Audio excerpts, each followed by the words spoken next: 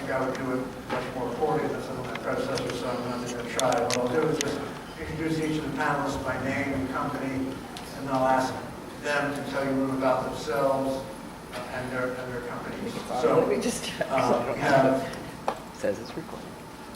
Nancy Clark from DuPont, Richard Diamondstein from Paramount Sleep, Amy Sorrell from Biobased Technologies, and Todd Fogelsinger from Columbia Forest Products. So, Sherry, why don't we start with you? Sure. Hi. I'm sorry, Ken. Nancy. You see why I didn't want to read it?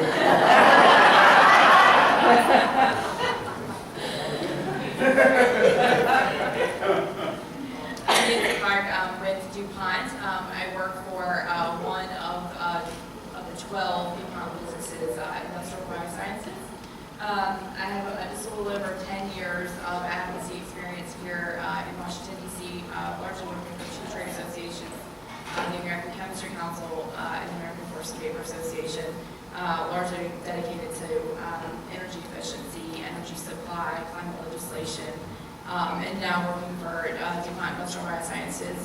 Most of my work is focused on defending renewable fuel standards, so our biofuels business as well as our biomaterials and bioactives businesses. And so yesterday we were on the Hill, presented Agriculture Committee if anyone had a chance to see the display there. We have products for display.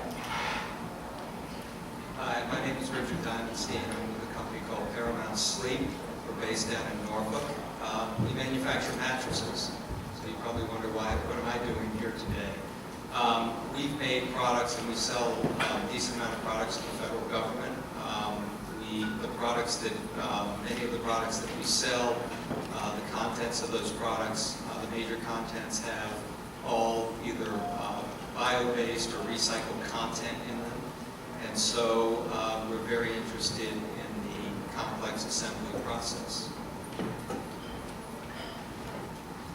Hi, I'm Amy Sorrell with Biobased Technologies. I'm the CEO and run the company since 2010. My background is not chemistry, but we are a chemical company. I'm a business person. I have my CPA and started out in accounting and worked for Ernst & Young. I got involved and started the company when we first commercialized our soy polyol in 2005, and worked my way up from controller to running the company.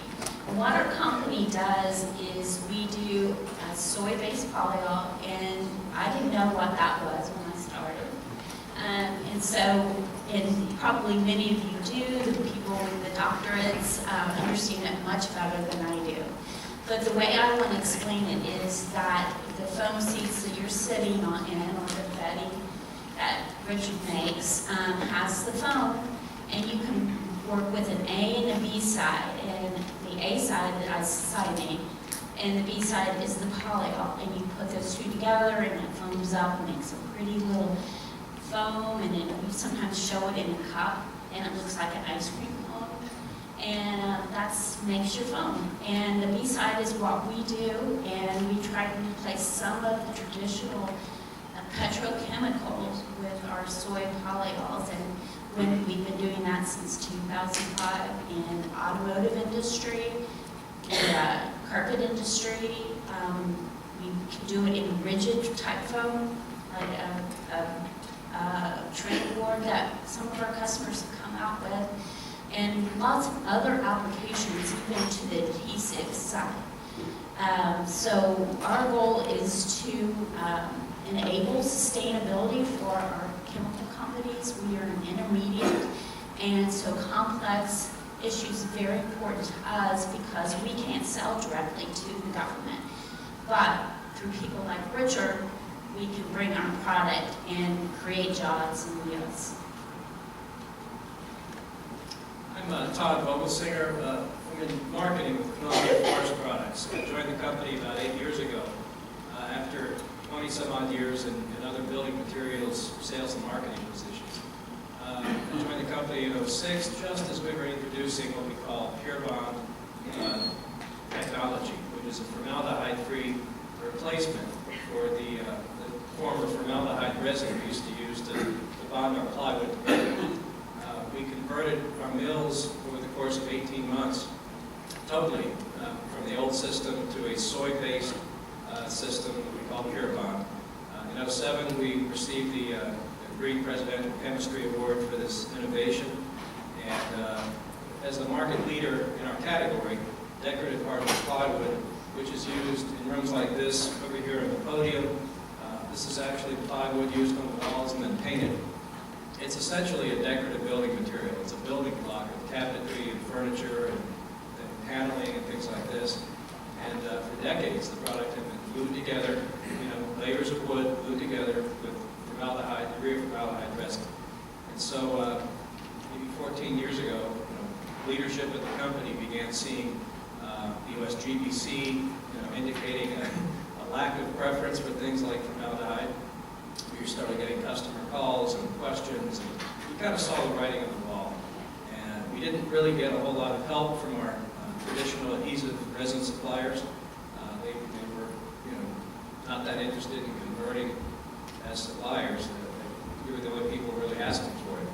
And a chance meeting at a wood product seminar led to us finding out about some research taking place at Oregon State, which basically led to Pure Bond. And so resulting in this panel today, which is essentially by weight about 96% wood, which is we're a forestry products company, so this is 96% wood and 4% resin. And that resin is 95% soy flour. And so that's why we're here. We are, I guess, an intermediate. There's not a whole lot of people using a 4x8 sheet for much. It has to be cut up, converted, reassembled, and finished. And so, to the degree we sell this product at 2,300 Home Depot stores right now, it's finished form, 4x8 sheet. So it is finished. However, to end up on a wall or a cabinet or a piece of furniture, it goes through somebody else who turns it into something else. Okay, thank you. Let me try to take a minute or two and put this issue into context. When Ron and I spoke this morning, Ron gave you an overview of the Biobased program and talked about both program elements, the federal procurement program and the labeling program. The procurement program has been active for about 8 years. We've run through 10 rounds of regulations that have designated a total of 97 Biobased categories of products, representing, I think, about 10,000 individual products. The labeling program has been up and running for 3 years. Kate gave you some numbers about that yesterday. One key element of both parts of our program is establishing some minimum Biobased content criteria. And we do that using an ASTM National Laboratory Protocol standard that measures the amount of new carbon versus total organic carbon. And the reason that we have, up until this point, designated or labeled 0 complex assembly products is that, for the most part, these products are not amenable to testing by the laboratory procedure because of their complexity and multiple components. So, in 2012, we proposed a rule, which I talked about this morning, that will establish a formula for calculating the Biobased content of a multi-component product, which we call a complex assembly product, based on taking a weighted average of the Biobased contents of the individual components. We proposed this as a formula. I can tell you, we took public comments on the whole rule. We got some comments in this area. I can tell you that the person at USDA who developed the original formula didn't quite get it right. It was somewhat wrong, and I'd be somewhat loathsome to criticize one of my fellow colleagues about that, but I don't have to worry too much because the person who made the mistake was me. I still had the idea right, but I didn't get all the particulars exactly right. So if you read our proposed rule and spent a lot of energy memorizing the formula, you didn't, because we this summer will be slightly different. Same idea, but the technical error that I made has been corrected. And one of our distinguished professors was kind enough to add to the public comments and point out that error of my ways. When this rule does become final, we'll be able to start adding the complex products to both parts of our program. Given that we haven't established any of these designated categories, on the labeling side of the program, the minimum biobased content will default to 25%. And then once the rule goes into effect, we'll begin the process of designating categories of biobased products that are complex and establishing biobased minimum for each of those, and that's what we're going to mostly talk about today. We've been very careful throughout the history of the program to peg a lot of the things we do to establish standards, and the minimum biobased content is now pegged, the biobased content measurement is pegged to a very well recognized and respected ASTM standard. Once this formula gets published, we'll be kind of out by our lonesome. But we're hoping that ASTM will take some steps to catch up to us. And I'd like to ask Dr. Narayan, who heads that committee, to just give us a minute or two about the committee's plans to take what we're doing and institutionalize it. So there is a work item within ASTM which defines the standard for bio-based carbon content. And we think within 9 months, typical ASTM consensus process, this what we call as calculating and reporting bio-based content of complex products will be in place. So I think it's just a mathematical formula, and when it will be put in the right standard format for ASTM, and it will be picked up at ISO and the European level. So it will be for complex products. It's not just selling in the U.S., but it will be worldwide at something as well. Thank you. So Dr. Narayan had a vested interest in correcting my mistake. Go ahead and he did. So let me ask some of the panelists about, I think in a very, very general way, you talked about your companies, but I'd like to hear a little bit more about what your interest is in this particular element of our program.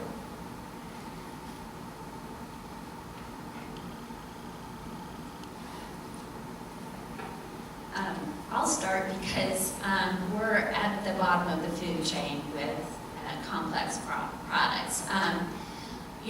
We started a new area, and I think Justine talked about earlier with chemicals. Bio-based chemicals is completely new. It's revamped. I think it got a false start earlier when you didn't have really quality, consistent products. So we're at the bottom of the food chain, and we want our customers to be interested in buying our material. And sustainability is interesting, but the cost of switching from their traditional chemistry can be very high. It's not only going through the process of qualifying it, sometimes it's certification, like in spray foam insulation where they have to do burn tests. There's a huge cost to shut down production line and run a new foam. So the motivation has to come beyond sustainability. There has to be some kind of incentive or reason, and maybe that's federal buying. So when you have everything that we go into is a complex product, and we're in automobiles. I mean, that's a huge item, and everything is complex about that.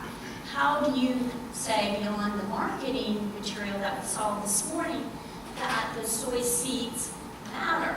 How do we get the federal government to really want to buy it? Or how do we get our customers to put in more than a sprinkling and quantify that to say they're sustainable? 3% is not enough, but over a huge volume, 5%, it makes a difference. So a complex product labeling makes a difference, because what was the first year the biopreferred labeling program came out? 2011. We started a marketing program and had a frequently asked questions brochure that we can hand to our customers or our potential customers. And we went through the list and we realized it didn't matter to any of them, because they couldn't get the ASTM testing. There wasn't anything they could do. So we labeled our products, and we had the biopreferred labeling on our products so our customers knew we weren't greenwashing. But that was it. We stopped. There was nothing else to register. There was nothing else to do. So that's why it's important to us. For us, we're a manufacturer that's been around for 80 years, and more recently we do business with a number of government agencies, and with some of those government agencies, we've developed green products, and by green, what they like is the fact that these products have all the major components having the recycled or bio-based content. So that has been an important part of our programs with them. With our GSA contract, however, we do have the same types of products offered on GSA, and I just confirmed this with Brendan after the last session, but there is no preference for that type of product the way that we make it right now. We can sell it and say that it's green and talk about why it's green, but unless we have some sort of certification, the biopreferred label on it, we don't get any kind of preferences with the federal government. And the competition for federal GSA business is intense. There's a lot of set-asides, there's a lot of government programs, and any advantages that you can get in that are important.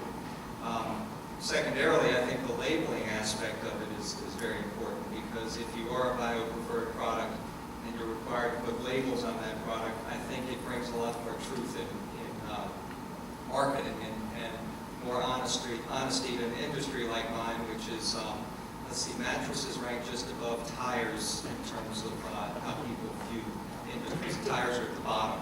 So we want to raise the profile.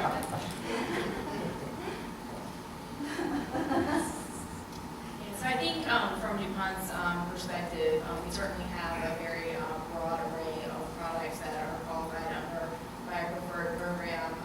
But for us, given our sort of business objectives and where we're going in this space, we have a particular interest in moving away from some of the corn-based feedstocks that we use into some non-feed sources. And so that's a technology innovation that we're moving towards, and certainly the biopreferred program will create just that little bit of extra incentive to help not only our company but others as well in that space.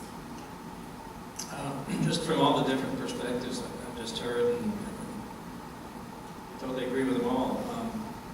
From a basic material like ours, somebody that's been packaging and marketing and putting the sound bites out and putting the communications out about our innovation for the past 8 years, it does just start sounding like gobbledygook. And so I look for the label as something that we can proudly put on our materials and our products and our marketing, just to cut through the clutter. I foresee the label being something akin to the Energy Star label, which is, I believe, widely understood and kind of a mark of confidence. And, it's about as credible and legible and understandable kind of a trust mark as you can find. And so I'm just hoping that all of us in this room go through the labeling process as best we can. There's strength in numbers there. I just think it's good to,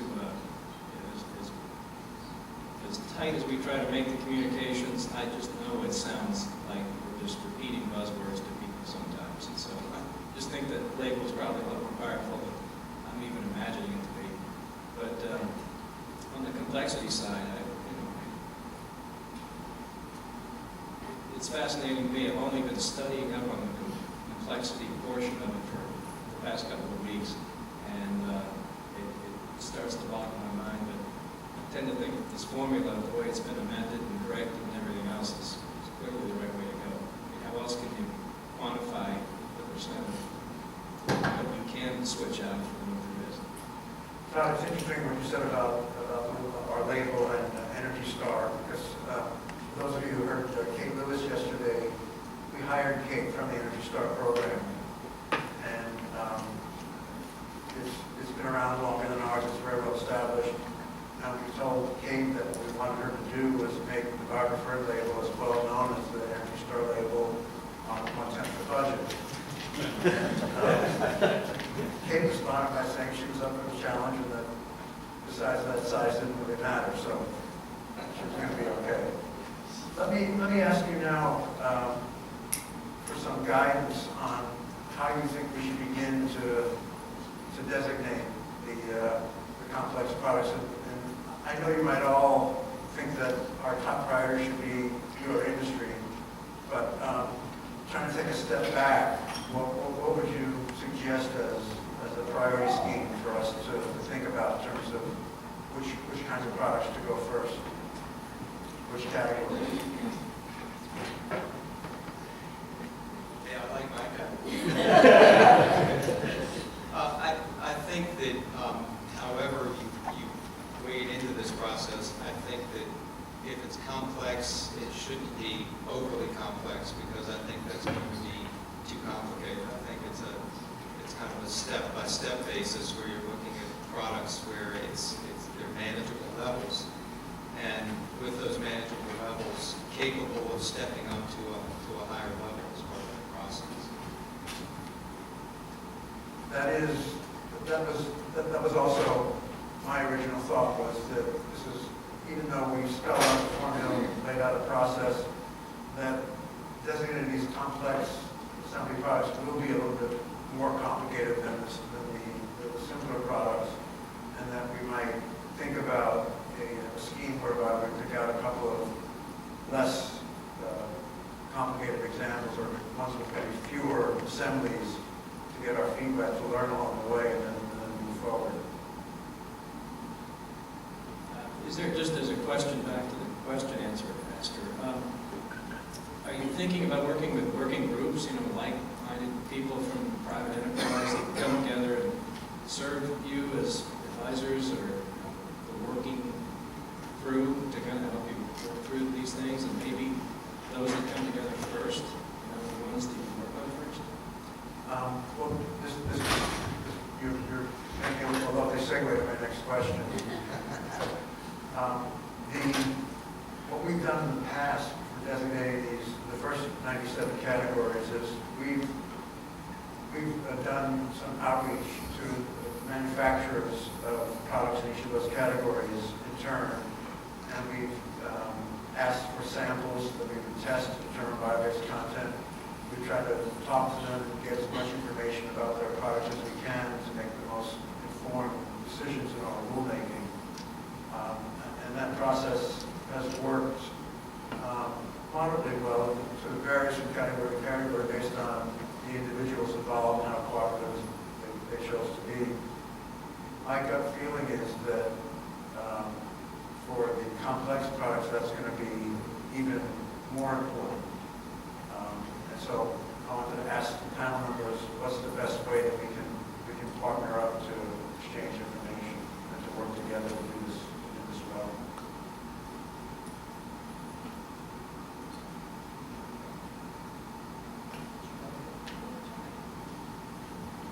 Yes, I'm making the most complex product, right? Anyway, I think that with the components that we have, they're easy to furnish. We use, we've got foams with soy-based polyols, and we've got cotton in our fabrics, and I guess being able to go through, maybe it's a factory, a factory review just to see that level of how the products are assembled, different components that are available, and when you're designating a category, what are the different opportunities? What are the different components that can be used? Not just the components that are being used, but what else is available, so that it allows you to kind of push the envelope in terms of creativity and product development, so that we're using more bio-based materials. Because if it's just status quo, and we're that's, or using the same content and the same products, that's not necessarily going to grow the use of bio-based materials as much as, where's the creativity and working with industry to come back with ideas.